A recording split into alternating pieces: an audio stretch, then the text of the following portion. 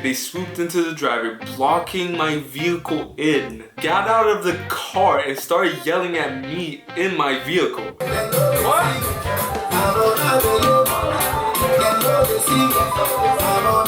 That's what we call toxic. Hey, what's good, YouTube? Welcome back to another video. And today we have something a little sunshine different. A little sunshine different. And today we're gonna deep dive into a subreddit called Am I the Asshole? Alright? And as a professional asshole, I'm gonna rate these confessions or whatever these posts are, and we're gonna see if they really are an asshole or not. And this should be fun, pretty funny. Without no further ado, let's get straight into the video, shall we? Let's get to the first one. Alright. Am I the asshole for not eating the spaghetti my boyfriend made? Okay. I'm going to keep this simple. Me and my boyfriend have been together for about 4 years, now going on 5. Okay, congratulations. We live together and both of us cook every now and then for each other. Lovely. I absolutely cannot handle anything spicy. Sorry if I'm a wuss, but it just ruins any food for me. That is understandable. That is very understandable. I cannot handle, my spice tolerance is not that high. My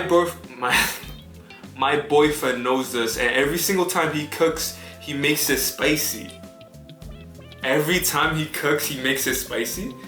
He thinks I won't notice because he puts other things in it and denies it every time I ask him if he did.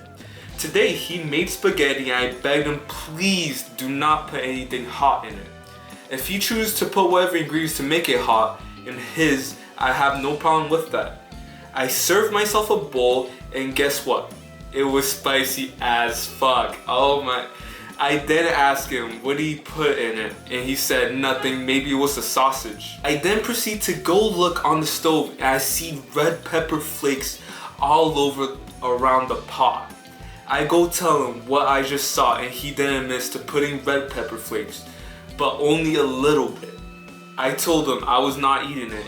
I leave the room and he starts yelling at me about how ungrateful I am. So my question is, am I the asshole?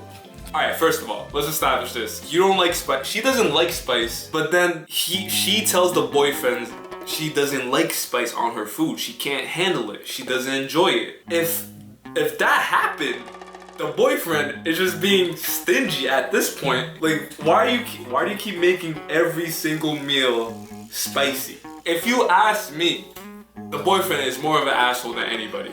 I ain't gonna lie. Cause motherfucker is just trolling you. He is just trolling you. What's everybody saying? NTA, what else does he know about you that he chooses to blatantly ignore, lie about, or the opposite of, and gaslight you on? Okay, you're not the asshole. What is his game plan here anyway? Is he trying to make sure he never has to cook for you? Very, very common, you know. That's fair enough. Am I the asshole for keeping my kids from seeing my ex's parents? We need to inch closer to this. I'm intrigued. Background. I'm almost divorced, separated 2 years. He's a narcissist and there was a lot of mental abuse. Ooh. We don't like that. We are co-parenting, okay, and he's much easier to deal with. Both of our families live in Ohio. We live in Oregon. My parents bought me and my kids plane tickets to go visit them for 2 weeks. In exchange for those 2 weekends, I will have the kids. I let my ex keep them an entire week when his parents were here visiting last month. Right before my trip, I started getting a group chat message from his mom filled with guilt about them wasting my... Right before my trip, I started getting group chat messages from his mom filled with guilt about them wanting my kids for some of the trip. My mail has been horrible to me, writing letters full of lies to the court to try and get her son custody of my kids. I told her I wasn't interested in seeing her and my mom had paid for the trip. I ended up blocking her number because the group text kept coming. She texted my sister instead. The whole time we were there, on our last full day, I took my kids to the museum and they drove 2 hours to my parents' house, uninvited, to force me to let them see my kids. They rang the doorbell several times. We did not answer. I needed to run out and get a few things for the return trip when it looked like they left. I got in the car. They had been waiting out of sight for almost an hour, and they swooped into the driveway, blocking my vehicle in. Got out of the car and started yelling at me in my vehicle. I asked them to leave and threatened to call the cops. They let me out, rang the doorbell 20 more times, and eventually left. I did call the cops and file a report. Should I have just given in and let them see my kids? Am I the asshole for not complying and allowing my kids to see the cousins they barely know? They're used to me doing whatever they want, but I don't technically have to anymore. And it felt good to stand up to their bullying. Am I doing my kids a disservice? Oh, this is tough, man. Cause I mean, can you really blame the mom for like trying to get his son to have custody of the kids? I mean, both of y'all are fighting for kids, so it's gonna get nasty anyhow. The thing is, their parents, no, they're the grandparents. They deserve to see that. They deserve to see those kids like a little bit longer. I don't agree the way they did it. They did it like they were on a mission. They were out of sight for an hour, waiting for her to come out. Is crazy, and ambushed her right behind. I mean, she's not an asshole. It's her kids. She gets to do whatever the fuck she wants. As she just said, you don't have to let anybody see your kids. You know what I mean? Let's see the comments. Not the asshole. You don't have to let your kids see anyone you don't want them to see. If the grandparents are so adamant about seeing their grandkids, that's on the dad to figure out, not you. Period. Oh, can we get a little bit of this, guys? Thank you. That's literally what I said. No, literally what I said. Another one. Am I the asshole for asking a woman at my residential gym to stop talking loudly on the phone during her workout? I live in an apartment building that has a small resident-only fitness center. Okay. Recently, one of the new residents started coming in almost every time I'm there. She spends 45 minutes or more talking very loudly on the phone while walking on the treadmill or sitting on the bench. She wears headphones so she doesn't realize she's basically shouting. Her conversation usually lasts the entire time she's in the gym. On top of that, she sometimes laughs out loud or drops machine handles so they slam down with a loud crash. It makes it really hard for anyone else to focus. Most of the other residents are too shy to say anything, so I decided to politely ask her if she could finish her call after her workout. She completely ignored me and kept talking. The next time she came back, she behaved even more disruptively. It feels like she didn't like my comment and now is acting out on purpose. The administration doesn't monitor the gym at all since it's just a part of the building, so there are no staff members around to enforce basic etiquette. I feel like I was polite and reasonable since phone calls at full volume in a small shared space are disruptive. So, am I the asshole for asking her to stop talking loudly on the phone in our small residential gym? Here's what I'm getting. So she's on her phone, talking loud, right? They're like, oh my god, da-da-da, talking to their girlfriends, you know, or whatever. And then some random dude just comes up, some white dude just comes up and they're like, yo, can you quiet down? Can you tone it? You're here? Let's bring it up to down here, you know what I mean? I would, if I was in that position, I would crash out. I would start talking even louder if I was the Hispanic girl, you know? But the thing is, I mean, this is tough. This is tough because she's being an asshole for not respecting like that she is being loud. But I don't know. This is tough because it's a small gym. So basically whatever she says, everybody can hear. And like, even if you're I know that feeling, even if you're blasting music and then there's somebody right next to you like grunting, unless you have some Apple AirPods or like noise cancellation headphones, unless you have one of those, it doesn't really bother you. And for me, it doesn't bother me. But if you have any kind of other headphones or you're working out without headphones, it's annoying. It really is annoying. So is he an asshole for asking her to tone it down? I mean, the way that he said that, the way that he approached doesn't seem like it was like anything crazy, you know what I mean? It doesn't seem like he, you know, he came in there and was like, yo, can you shut the fuck up? Shut the fuck up. I mean, he's not an asshole. I mean, it's just being respectful. You know what I mean? What is everybody saying it out here? Not the asshole. Fight fire with fire. If there's overhead music playing, find out where it originates from. Then turn it up the volume so it drowns her out. If there isn't one, bring your own Bluetooth speakers and crank it. Okay, now that's what we call toxic. Hey, fair enough. When she confronts you about it, tell her that's exactly what her disruptive phone calls are. Say it if she stops the nonsense, so will you. Don't let her intimidate you. You're more than entitled to work out in peace. He's not wrong. He is onto something. He is onto something. Yeah, that is true. What? Imagine.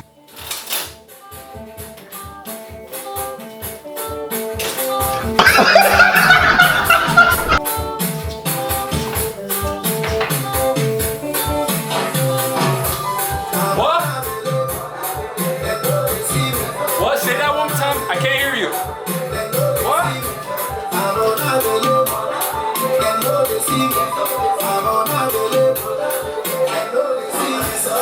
I don't know what you're talking about. I can't turn it down.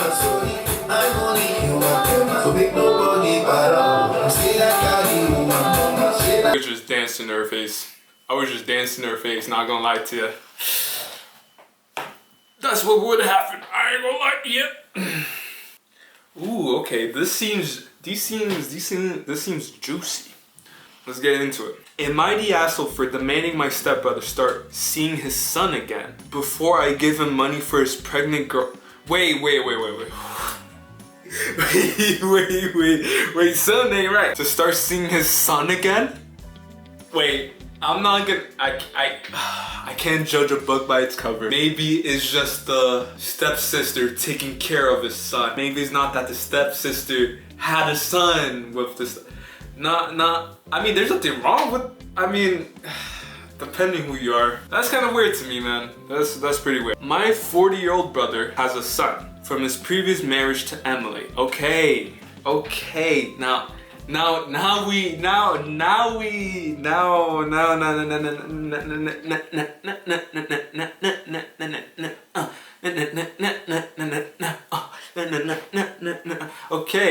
Okay, now it's making sense. Now we get it. We're up to speed now. Their relationship after the divorce had been turbulent, to say the least. He used to be more involved in his son's life, but last year they had a dispute over child support, and since then he hasn't really seen him. Okay, I've tried to help them patch things up for the sake of the kid, but it's impossible. I stay in touch with Emily and occasionally see her and the child. I also cover the boy's healthcare. Oh, okay. You're going like far and beyond for this kid. Fair enough. Last month, my stepbrother called me. He's been dating his girlfriend for a couple of months and he told me she's pregnant. They're generally happy about it. I tried to be supportive, but I felt it was questionable that he's jumping into having another baby so quick. The bigger issue came when he asked me for money, something he does occasionally, saying he needed help supporting his girlfriend through the pregnancy because she doesn't have a job and his salary is low. Again, like, you're a grown-ass man. You should have like a job, a well enough paying job before you have a child. You know what I mean? I was frustrated by the whole situation, but tried to approach it constructively. Okay, I offered to help financially with the pregnancy if he repaired his co-parenting relationship with Emily and started seeing his son regularly again. I even offered to help with his child support areas. I'm gonna assume she meant to spell errands or something like that. I don't get it. Areas. Is that a word? He got offended. He insisted that he obviously wanted to see his son, but claimed it was entirely Emily's fault that he hadn't. He said he needed to focus on his girlfriend and the upcoming baby right now, and that it wasn't the time to deal with the issue with Emily. He said he might revisit them after the new baby's born. I told him that that wasn't acceptable and that if he stayed in that position, I can help financially. He got really upset and accused me of not caring about him or his new family and of siding with family, which isn't true. Am I the asshole for that? First of all, the guy he's a little dumb. If he's asking people for money, he's like, obviously, you can't take care of the first child because of the child support. What makes you think you could take care of another child? It doesn't make sense. It doesn't make sense. And the person that wrote this, she's going far and beyond for both of them. For both of them. She's taking care of the boy's health care. She is trying to like repair this relationship. She's not trying to get them back together, but she's trying to like, for the boy's sake, trying to get them like to work together to take care of this son. You need to take care of the kid first and then settle in with the new baby. But no, she's not the asshole. You are not the asshole for not lending him money. The guy is being an asshole for demanding money in the first place. So what is everybody saying? Not the asshole. Why is this guy knocking people up when he can't afford? That's what I'm saying. That's what I'm saying. That's what I'm saying. That's what I'm saying, bro. Stop giving your deadbeat brother money. Give your nephew money and keep the relationship with him. But honestly, don't do anything more for your brother or the young adult he knocked up. If you keep helping him, you're enabling that disaster. Wow. People on Reddit are very smart. I said that too, so that means I'm smart too. Am I the asshole for... Oh, hold up. Water break. Alright guys, come on. Let's stay hydrated together.